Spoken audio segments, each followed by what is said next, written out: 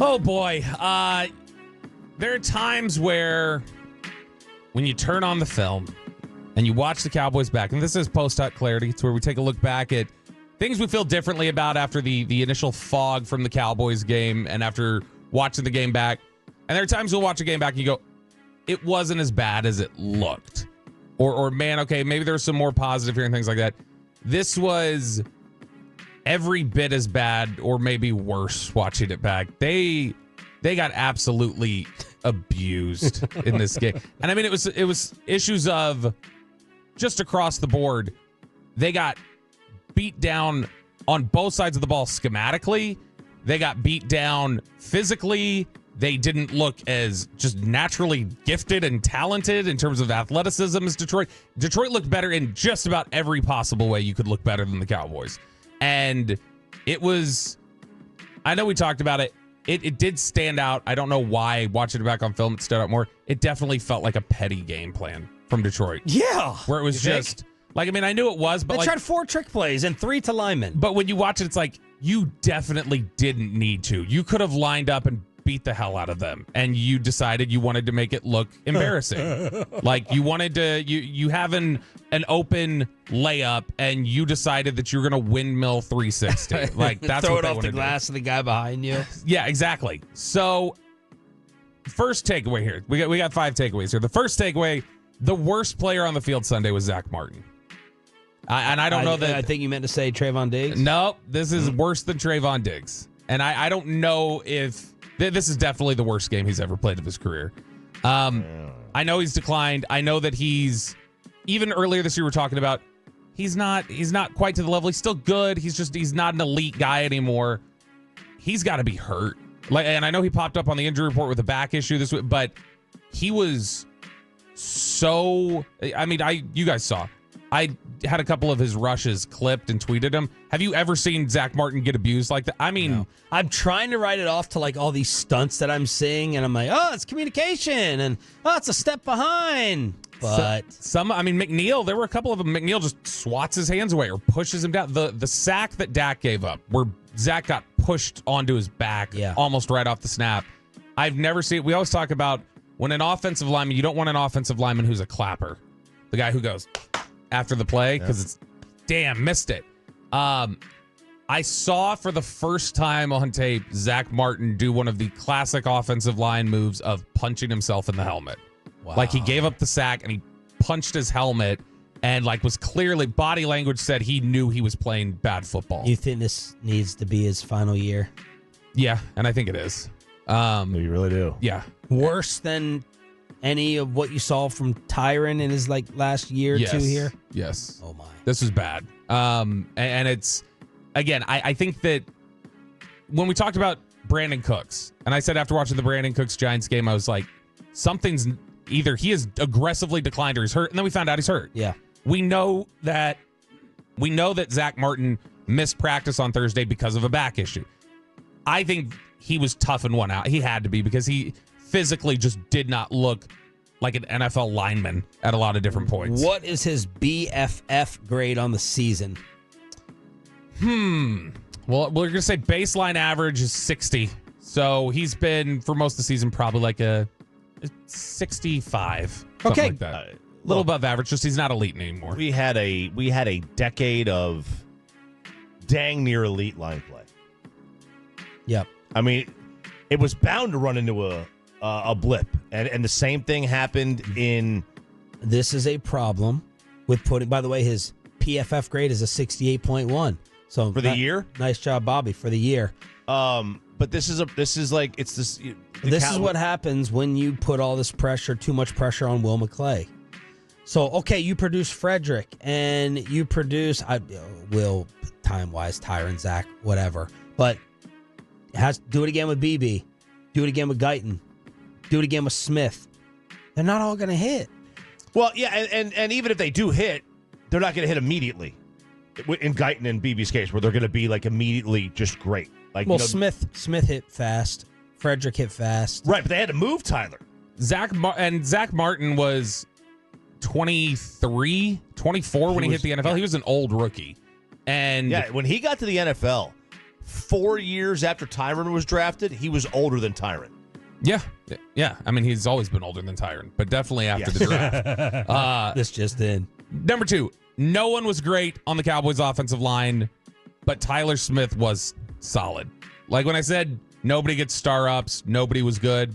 Tyler Smith, he was not perfect, but he did what I would say is, at the very worst, it was an acceptable job at left tackle. And at best, it was above average. He was the only guy who I think you would say, watching that game back, you would say you can, if you play at that level, you can win with that guy on your offensive line. So good enough to be the left tackle moving forward? So I guess the only thing that you're not sure of, because you've got to put it in context a little bit. He played well, had some struggles, but how much of those struggles are also related to the 4 guys directly to his right were awful, and how much does that affect unit cohesion? That's part of it. Also, how many reps has he consistently been taking at tackle? Is he still knocking off some rust? Like, he may look much better at left tackle in 2 weeks than he does right now. But yeah, you can absolutely get by with him, or not even get by with him. He can be a really good starting tackle in the NFL. It's just a matter of what's the drop-off like to guard versus what you're getting from the drop-off from him moving there. But Guard. he was good. And the rest of the guys were not. And that's where number 3 comes into play. Cooper Beebe looks terrified. God love him. He is, when we talked about, was that quit out there on Sunday? He is not quitting. He is battling his ass off. He is very clearly locked in and trying to make plays, and his motor's running hot, and that's all good stuff.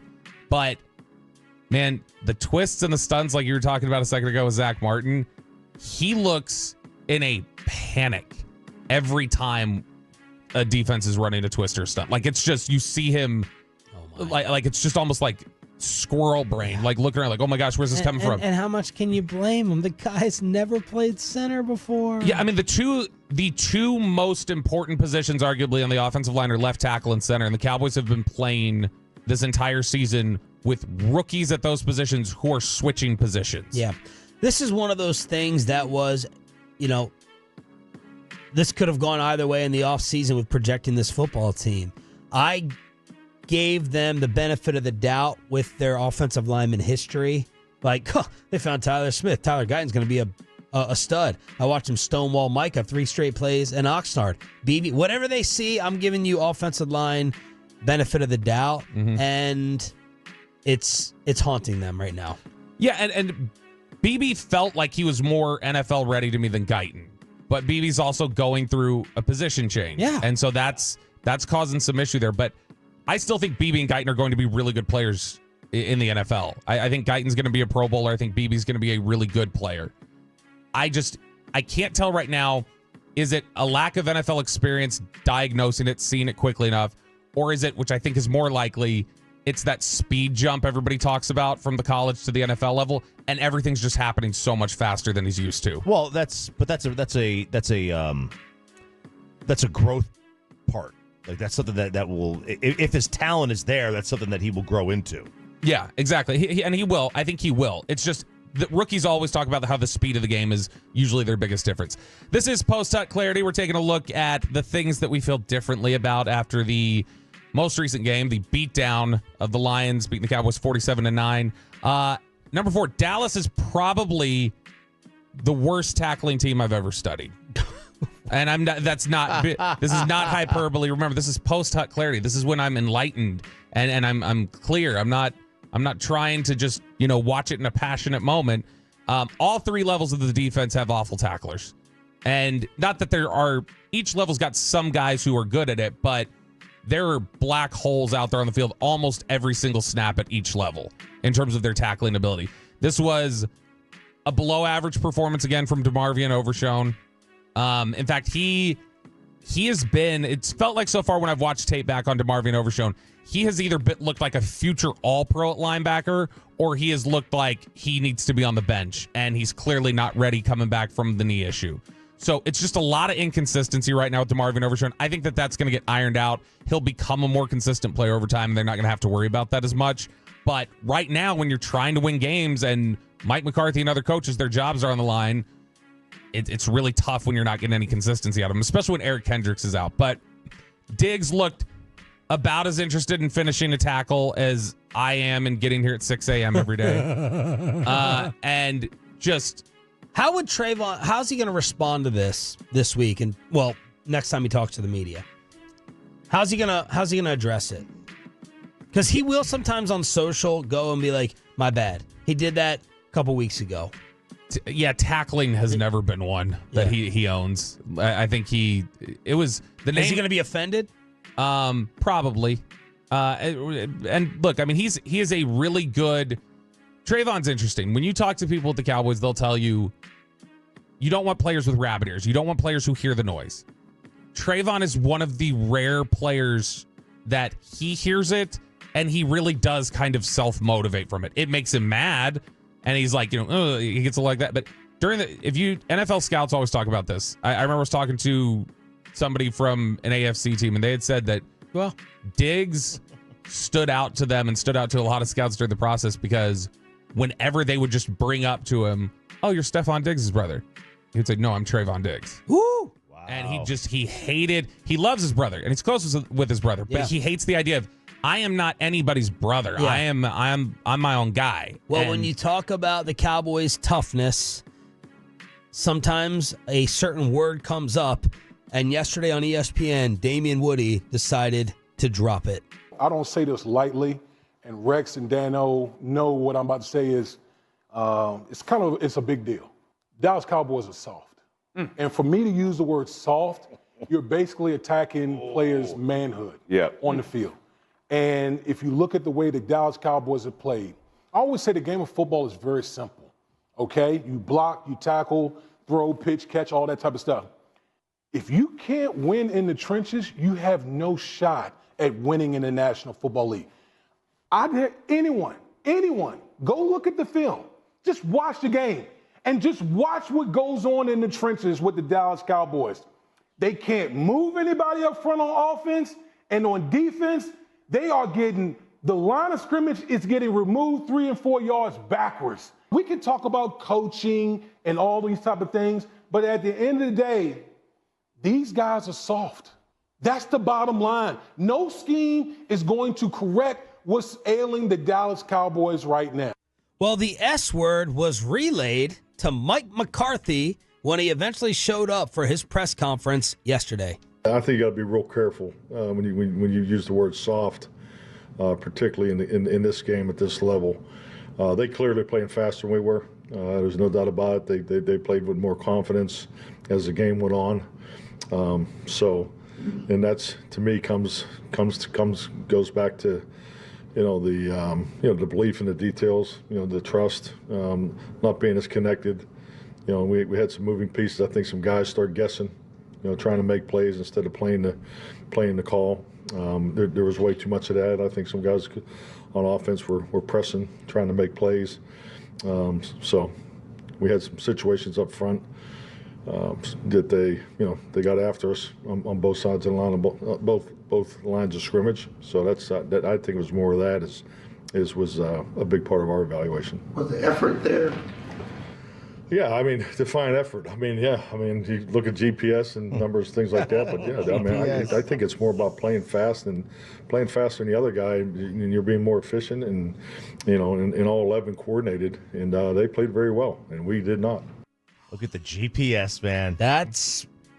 They're giving effort. Did they give effort? That's scarier than he has to say those things. That's a scarier reply than the soft response. Well, yeah, and the only thing you could say to that is you can see there's two things. You can either look at the effort from what do you see on TV or in the game, but if they're moving, because the GPS can tell how fast they're moving. Yeah. If they're moving at the same speed as they normally are, okay, then the effort's the same. Even though it might not look like that, and he's just being technical with it. Look, but nobody wants to hear it. That's the difference. I don't care about any of that crap. I'm not saying it towards you, and Mike knows this too. Put Trayvon Diggs on the screen. That was not playing with full max effort. He wanted no parts of the contact. He wanted no parts of tackling. And Bobby, I'm sure you could find, you just said they're the worst tackling team you've ever seen. Yeah. How much of it was bad tackling technique versus I'm going to make a business decision here? Yeah, I don't even know if it's business decision. Did you see Quit? Yes. Did you see Quit and rewatching it? Yeah, there was some of it. Yeah, some guys did. And Jerry had kind of talked about it post game. It's like, okay, well, when does quit set in? Because is it quit like you're quitting on a team, or are you quitting because you're down 40 and you're getting your ass kicked? Yeah. Like there are different versions of it. But yeah, there were definitely some guys I think who had just kind of checked out and were like, this is done. We're getting our ass kicked and I'm finished with this. Last note here, and we'll finish on a positive note. Oh, yeah. Damone Clark played well. Damone Clark was good. I knew he had flashed a little bit when I was watching it live because he made a couple plays early in this game, like, had a tackle for loss, I think. And then there was another play where he kind of came streaking in and made a play at the sideline. And I think the broadcast talked about it a little bit. But he was solid for 4 quarters. He was not perfect. But for a guy who has had issues consistently seeing the play, processing it, reading his keys, and reacting quickly, that wasn't as much of a problem this week. It popped up a couple times. There was one play I know John Owning at PFF had tweeted where Damone Clark was literally the last player on defense to move after the ball was snapped. Like, he clearly just saw everything really slow. And that's an issue for him at times. But for the most part, I thought his mental processing was good. His effort was really, really good. Played well overall, was disciplined. And that's good for a guy who has been in the doghouse the last couple weeks. And so, positive day for Damone Clark.